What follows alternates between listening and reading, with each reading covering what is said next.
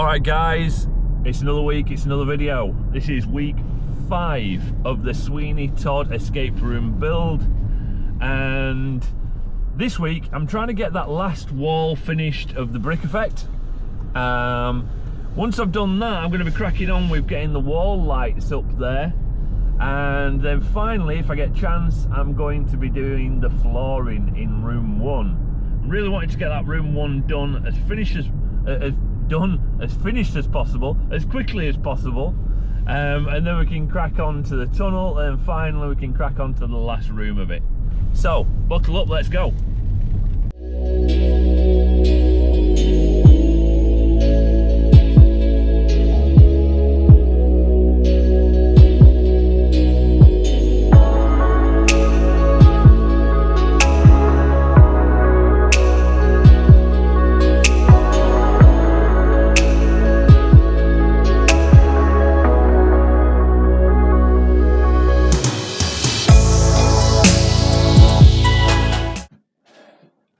I know what you're thinking as I'm doing this and other stuff as well at the same time. None of it's really making any rhyme or reason. But basically, the reason why I am putting in bits of wiring and stuff like that as I'm going along is purely because, being a bit of a noggin myself, I know I'll forget to put it in otherwise, and then I'll bury where the wire needs to go. Then it turns into a big nightmare. So if I just stop what I'm doing, put it in while it comes into my head, get that wire in, and then go from there, we're all good. We're all good.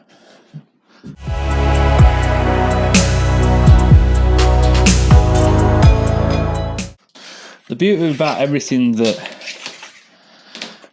tends to be in an escape room is the majority of it tends to be 12 volt. So for a start, that means it's just 2 core wire. Okay. And it can be thin wires. I mean, not ridiculously thin. You get some of this stuff that's like two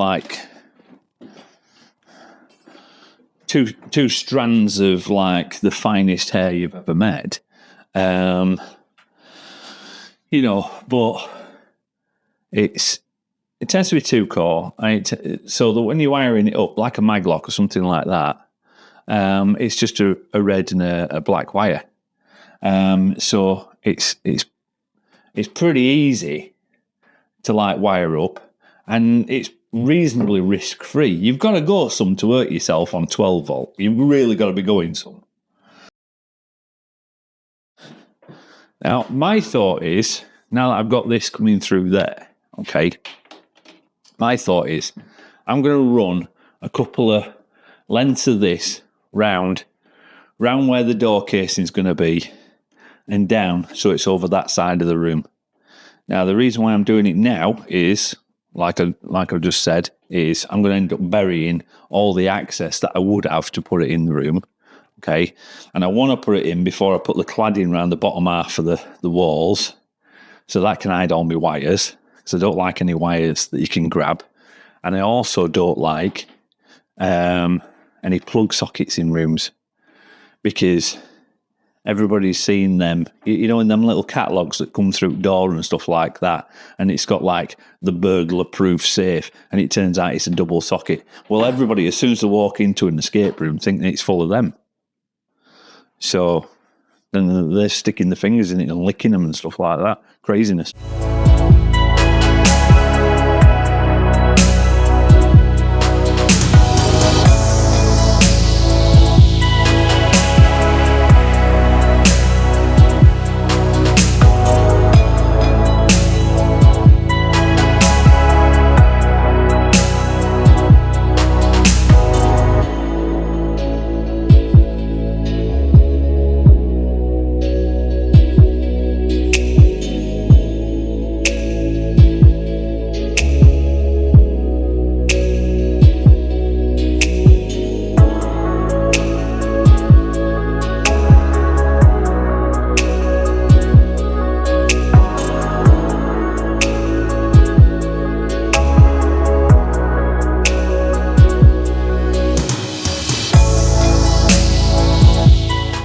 Okay, folks, so here we are. Oh, yeah, another one of my favourite jobs. Painting. Now,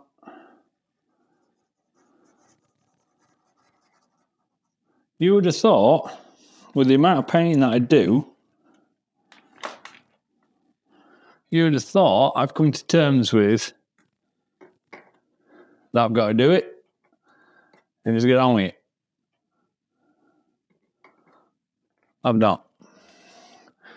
I absolutely hate painting with a passion. It is one of my least favouriteest things in the world. Which is a bit of a shame because I have to do so bloody much of it. But anyway, let's get some base coat on this bit of wall before we put some more bricks up. Yay! I don't mind the bricking. I've decided I don't mind the bricking. The bricking's okay. So this that I'm putting up now is literally going to be a base coat, and it does dry quite a bit lighter than what it is at the moment. It's a colour that I've used quite a few times for, you know, like mucky plaster kind of look, kind of vibe.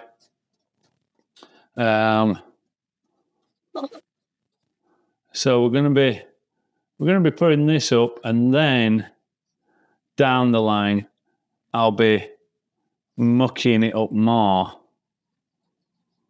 with some different colours and things like that. But first step, get the base coat up.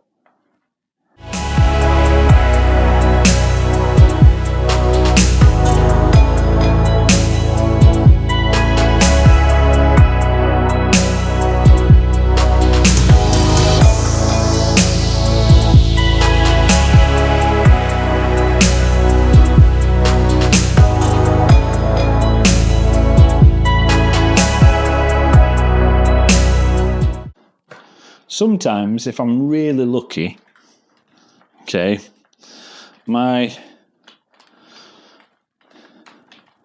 lovely wife will take pity on me, and she'll come and do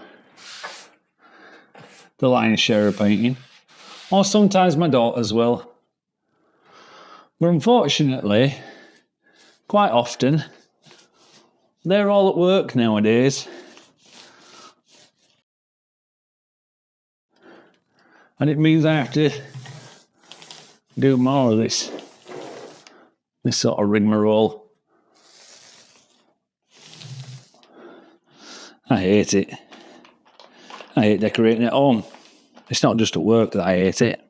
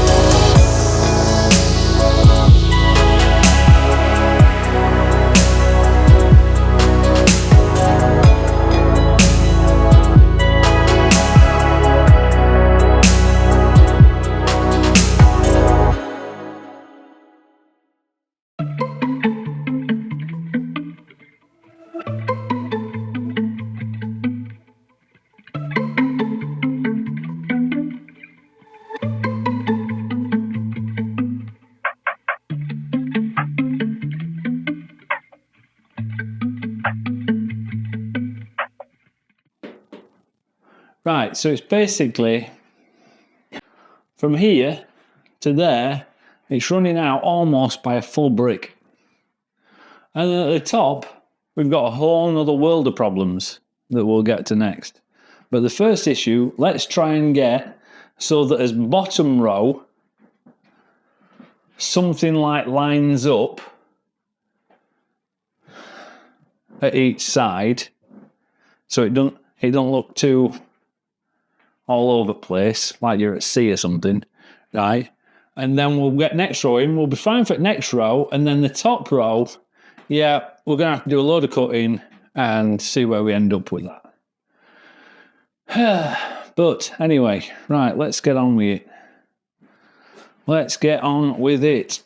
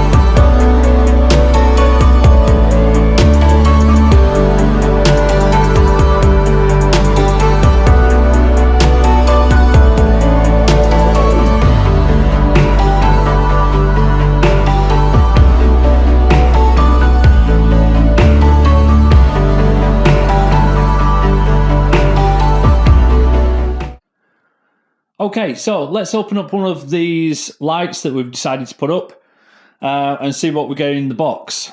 So, I'm not going to try and make out that I haven't seen in one of these boxes before. I'm purely doing this just for yourselves. So, what we've got the actual unit itself. It's already wired up. It's already got its bracket and everything like that in there as well. And the glass unit and everything like that, pretty well protected in fairness. You've got some other doodads. You've got some wire nuts, which is interesting. We don't tend to use those in the UK too often. You've also got the main thing that holds the glass in place. You've got some chocolate blocks, connector blocks, and then you've got some heat wrap, things like that. It's not a bad set. Obviously, you've got the standard instructions that tells you how to basically put it all together. And same as everything, I am no electrician, so don't take my word for it and don't follow what I do. If you are not confident in what you're doing, whether it's a case of your wiring, your plumbing, you're butchering some wood, whatever, get some advice, watch YouTube for an expert or something like that, but don't follow what I'm doing, yeah? Basically, what I do is when I'm doing any sort of build, if I'm doing sort of wiring like the lights or anything like that, what I'll do is I'll wire them up and then I get an expert to come in and sign it off, okay, and do the actual connecting up to the power. So I'll wire it all up, don't connect it to the power.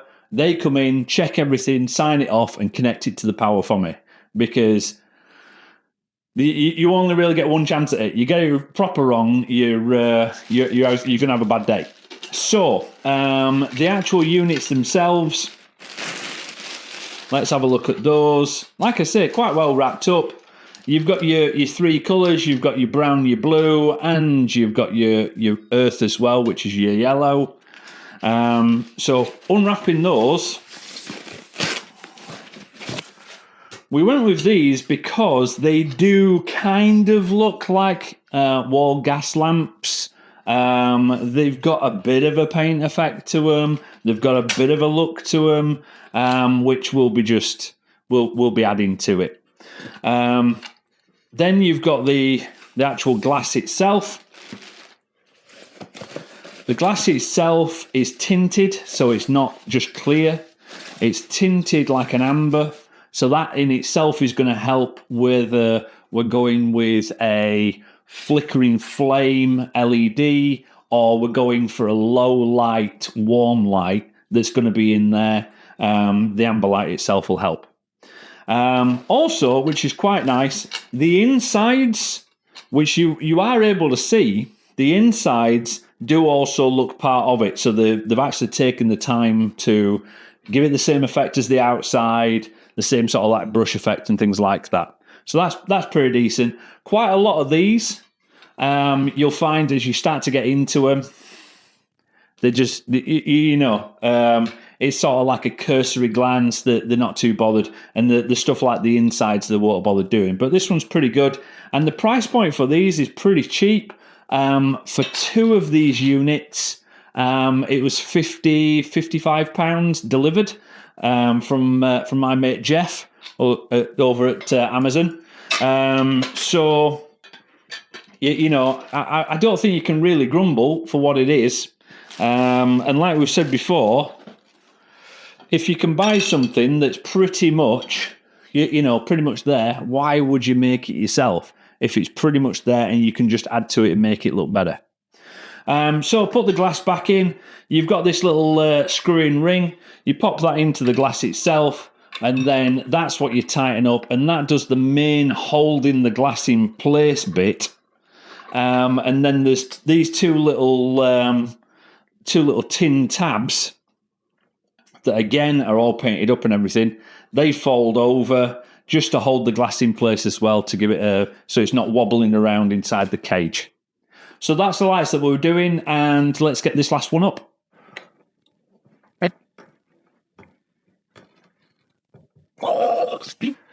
I tell you what, wow, she's proper tight as a tiger.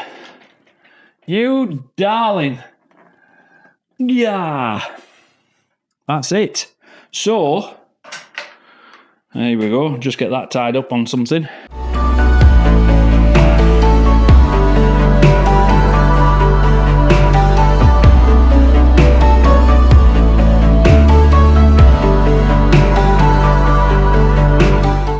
I'm not doing that yet because we've got some other bits to go on that wall first. So I want to decide then at that point where they're going. But exciting times. Can't wait to get these two big lights down. Stop it looking like a flaming office in some sort of medieval time. Yeah, and then we can start getting on with painted roof, getting it all grunged up, making it look all mucky and old and flaky, a bit like myself. And then I'm going to crack on with doing floor as well. Get that done. And then last thing really in here is going to be, I mean, apart from, you know, usual finagling or like messing about with mag locks and stuff. What we're going to do then is, last thing in here will be to do the cladding around the bottom of the walls. And as daft as it is, because I've already been putting wires in walls, not just for lights, I've been putting them in for mag locks and sensors and things like that, and we'll talk about that in another episode a bit further down the line. Because I've already been doing that, it won't be that far. Room 1 won't be that far off once I've done cladding up walls. Then we'll move on to tunnel, getting that finished. And then we'll move on to the pie shop and getting that done. So, yeah, as daft as it is, stuff starts to come together pretty quickly once you actually crack on and you pull your finger out. So that's what I'm trying to do. But as you could probably tell, from the amount of times I have to look at my phone and stuff, people trying to get hold of me and saying, oh, what about this, what about that? Day job comes in. So, anyway, let's crack on and see what else we can get done.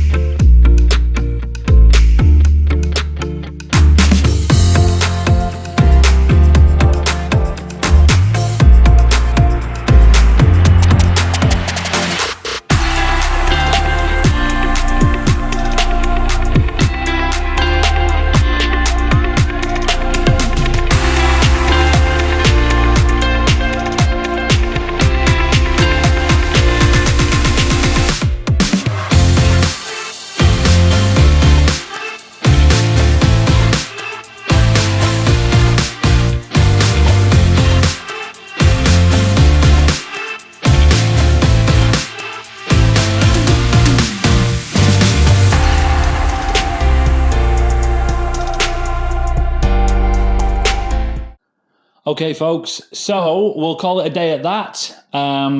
Reasonably happy with the progress. Unfortunately, I haven't had as many days this week that I could get stuck in as what I'd like to. But I think we've got a bit done. We managed to get the wall cladding done over there, get the bricks on the wall over there. We've managed to get the lights up, or at least 6 of them. There's another 2 to go up once we know where we want to put them. And also just finished putting down the main part of the floor. For everybody who's wondering what's going on with around the edges, it looks rough as hell and all the rest of it. Don't worry about that. Don't worry about it just now. You've got to leave a gap all the way around it. And don't forget, we're going to be cladding the bottom of the wall, so it's going to be coming off of the walls there. And then I'll be also putting a bead round as well, just to make sure that there's plenty of movement in the floor as it gets warm and cold inside the building, inside the room. I'm going to be perfectly honest with you. It's absolutely roasting in here. The heating is on, but outside it's like 3 degrees. In here, it's like pick up a towel on your way in. It's like a sauna. Oh my goodness. So yeah, we've had a decent week. I had a couple of questions come through. First question that I had was, do I use shampoo? No, there's no real point to it. And the next question that I had was, what's the actual stuff that we're using for sticking the bricks to the walls? The bricks themselves are basically polystyrene. So the actual stuff itself is an acrylic. It's basically like a silicone. Basically, it's just a silicone that holds it and grips it to the wall. You've got to be careful what you use if you're going to try any sort of like polystyrene or carving any polystyrene yourself and sticking it to stuff. It is something that we've done in the past. It looks really good. It genuinely looks really good. The only problem is when people's picking at it, things like that. So yeah, what I would suggest is if you're playing around with polystyrene, go for some sort of acrylic fixer silicon type of bond. But if you're in doubt, just get a couple and just try them on a bit of polystyrene. Don't try it on the bit that you've just spent like the last 3 weeks carving into some masterpiece, and then you go and throw something on it, because you're going to end up with a puddle that used to be the masterpiece. So just try and remember that as you're playing around with stuff and trying things out. But thank you very, very much. Really, genuinely, I can't stress it enough how much we appreciate everybody who watches and comments on the videos. We really do appreciate it. So thank you very much for watching. If you've got this far, it's rude not to give it a bit of a subscribe and a thumbs up. And maybe comment on what we could have done wrong, because, hell, I know I did a number of things wrong in doing the floor. Oh, my goodness. But put something in the comments, and I'll see you next Saturday. Thanks very much. Bye.